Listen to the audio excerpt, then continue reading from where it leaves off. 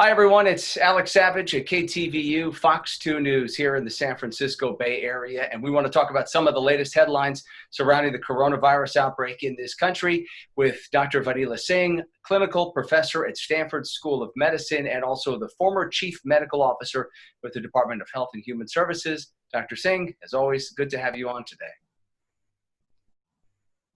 Great to be here. Thanks, Alex. Yeah, absolutely. So I want to start with what is being reported as a decline in testing that's happening all across the country.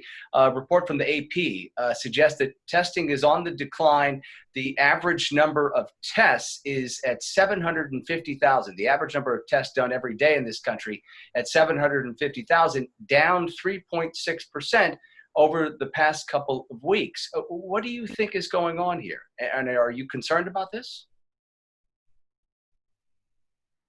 Well, of course, it's concerning if it remains a trend in that people are either not seeking to get tested, or this could be representative of the glut that may be going on in the laboratories. We've heard about that the high demand has often not been able to be met.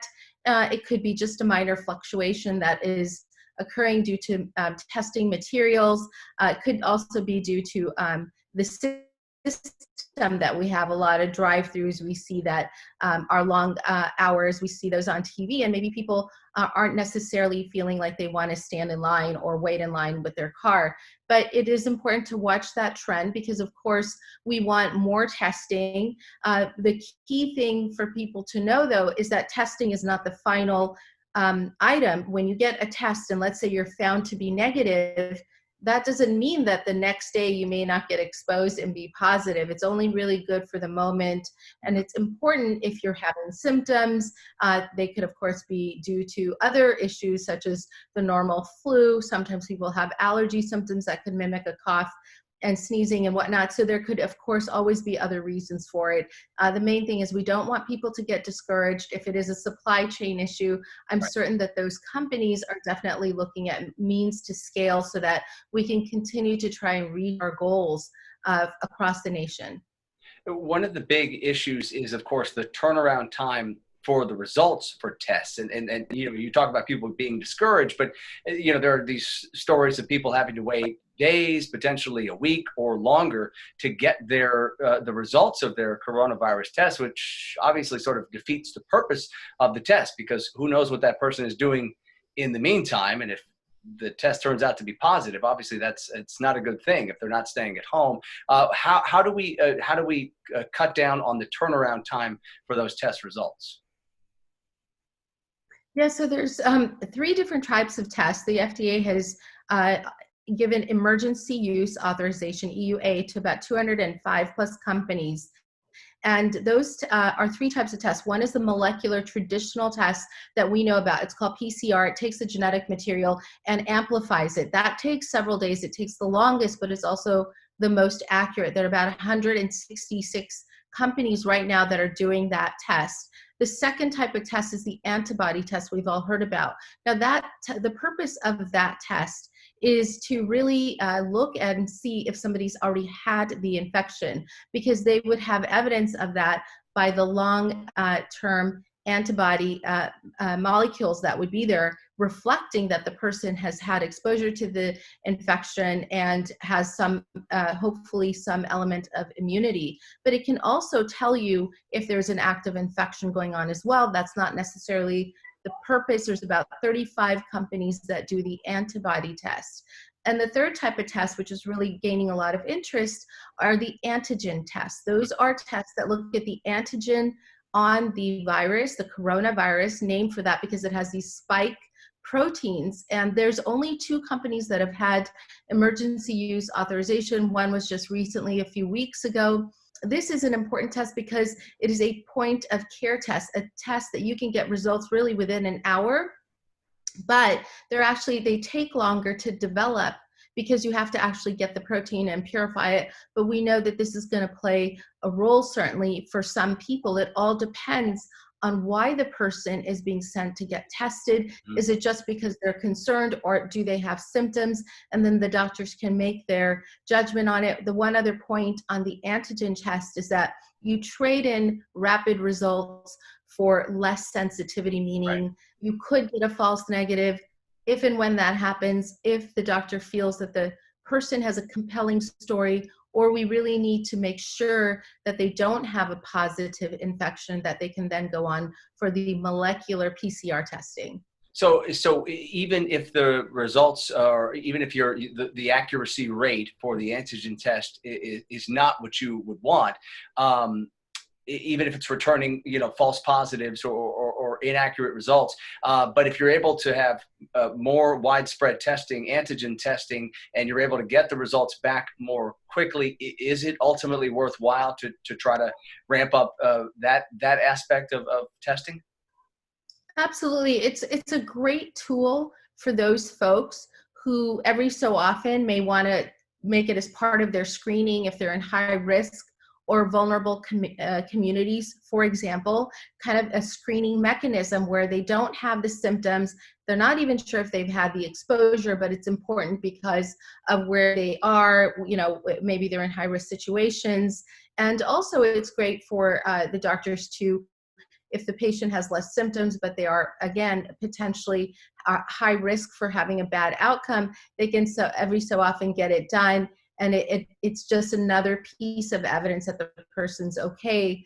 But if somebody has pretty strong symptoms and or also are vulnerable and they come up false negative, if you're still concerned as the clinician, the doctor, you can then, of course, make the case to go further for the PCR test that will take several days. Yeah, it can be an important screening tool early on in the process.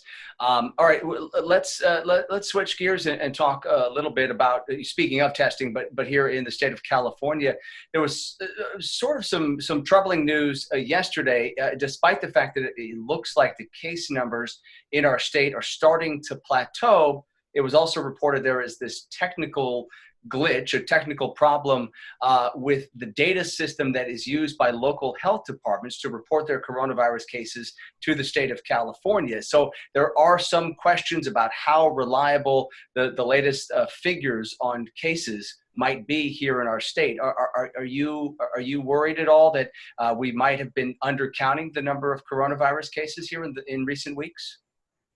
Well, my hope is that they were just doing a kind of a survey and check and found that there's a glitch and they're correcting it. The most important thing for the viewers to know is this does not affect the number of hospitalization or death counts. It's really potential impact is on the number of positive cases. And, we are having some good news. I say we wait until we find what the actual glitch is, because we know in technology glitches happen and a lot of times they aren't impactful.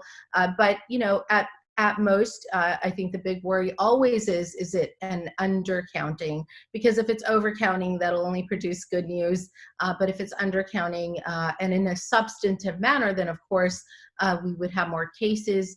I think the key takeaway again is whether it's undercounting or overcounting or accurate, is that we do our part. We know that at the national level in front of Congress this week, our leaders were emphasizing that testing isn't replacing the most important measures, which are continuing to have the very cautious key parts of the individual roles that we play with responsibility, which is the hand hygiene, taking precautions and social distancing, but especially so with vulnerable folks, and also helping our folks ensure that they can wear masks, and those who need waivers also take greater precaution for social distancing. One interesting statistic I read was that overall recovery rates are increasing, which is great news. It means that there are more people who are exposed to it. The other thing is that 85% of case positive rates, I'm not talking about hospitalizations or deaths, are younger people under the age of 65, and so that would also indicate why those recovery rates are high, which is great. And so the most important thing is for those young folks, please, please, please know that you play a vital role in ensuring that this does not transmit from you to other people. Another trend that is being seen across the country, as well as here in California, is that it seems as though in many ways the outbreak is now shifting from urban areas to more rural areas. We're seeing that play out here in California, where in the Central Valley, they are seeing a real concerning surge in the number of cases. What do you think might be behind that trend? I mean, I think it's a combination of factors. I do think that those areas in the rural areas are also catching up with testing capacity. There's been a huge ramped up of, effort that, quite frankly, we've never seen before in our country or the world. In terms of the millions and millions of tests, I think there somewhere estimate of 59 million tests done, which is staggering when you think about it. But yeah, there is testing that's going on, and also just more awareness. People are likely taking it seriously and seeking care for it. We know that in the beginning it's going to be high density areas, but you know, it's not going to spare any particular community. What we hope is that we'll also allow those folks there to continue to test so that they can quarantine when necessary and seek care in terms of hospital care if needed. I think those are the real key takeaways, is that, again, testing is going to increase the number of numbers, which is precisely why when there was a concern reported by the AP, as you mentioned, if there was a drop in testing, could that also be the drop in cases? In the other areas, if there's an increase in cases, could that be due to the increase in testing? Mm-hmm. And of course, the viral transmission is happening. We know that that's not going to stop except by all the mass social distancing and hand hygiene. All right, as we wrap up here, we'll look big picture at, you know, how do we ultimately get beyond this pandemic? And I mean, I'm sure you would say the key is to get a safe and effective vaccine. We have already, you know, we've talked about the fact that we have a couple of companies that are already well on their way in the final stage trials of testing out vaccines. So, you know, things are looking good. I heard Dr. Fauci and other federal health officials saying this week they are cautiously optimistic about a vaccine being ready to go for the public by early next year. Even when we start to distribute the vaccine to the public, obviously it's going to go first to high-risk folks. They have to be prioritized. Where do we have to get to big picture in terms of the number of people in the country who get the vaccine before we can really say we're sort of on the other side of this pandemic? So that's a great question. And one thing I do want to mention in terms of testing and upcoming fall concerns is that the CDC has a couple of new tests, one of which is reporting that it may be able to test both the COVID infection and also both strains of the influenza A and B, which would be great because we know we're going to want to do all that testing and people are symptomatic. And so those are the kind of important innovations, both in testing as well as in therapeutics and vaccines. The other thing is Moderna. Dr. Fauci, whose agency is partnered with Moderna in their quest for the vaccination, also is reporting that in mice that they saw that they were able to confer immunity in the mice trials, which is great because that's them already going down the road there much more aggressively than with the clinical 3-phase trials that are going on right now. And then the HHS is partnering with Johnson & Johnson, yet another company entering into this, which we knew they would, in addition to Pfizer, Regeneron, and AstraZeneca from the UK. But overall, those are going to be the really key initiatives. And then to your question about who's going to get them, I think it's very clear that the frontline healthcare workers and other essential workers who have been really keeping the country running, as well as the vulnerable and the high risk, that goes by both age and medical conditions, would really be the people to get it to, because they're the ones who are either likely to transmit it or be repeatedly exposed, or they're also the ones who are likely to unfortunately have a potential bad outcome and or succumb to the disease. So I think that's going to be the place to start. And of course, then there's going to have to be an effort, as we do with the influenza vaccine, to go further